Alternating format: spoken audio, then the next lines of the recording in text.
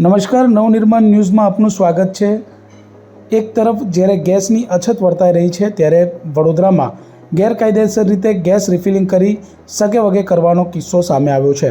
વડોદરા એસઓજીને બાતમી મળી હતી કે રામદેવ ગેસ એજન્સીનો ટેમ્પો ચાલક સાદુલ ભરવાડ એજન્સીમાંથી મળેલા ભરેલા ગેસ સિલિન્ડરોને ગ્રાહક સુધી પહોંચાડવાના બદલે તેઓના રહેઠાણે લઈ જઈ તેના સીલ તોડી પાઇપ દ્વારા કમર્શિયલ ગેસના ખાલી સિલિન્ડરોમાં ગેસ ભરી રિફિલિંગ કરી ચોરી કરે છે।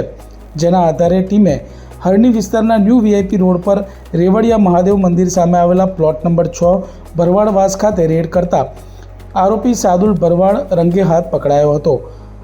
આરોપી રામદેવ ગેસ એજન્સી હરણી રોડ રૂપમ સિનેમા સામે ચંદ્રગુપ્ત કોમ્પ્લેક્સમાં બજાજ અતુલ 3 વ્હીલર ટેમ્પો ચલાવતો હતો અને એજન્સીમાંથી મળેલા 25 ભારત ગેસના ઘરેલું સિલિન્ડરોને ગ્રાહકોને ડિલિવરી કરવાના બદલે પોતાના ઘરે લઈ જઈ ગેરકાયદેસર રીતે કમર્શિયલ સિલિન્ડરમાં ગેસ ટ્રાન્સફર કરતો હતો।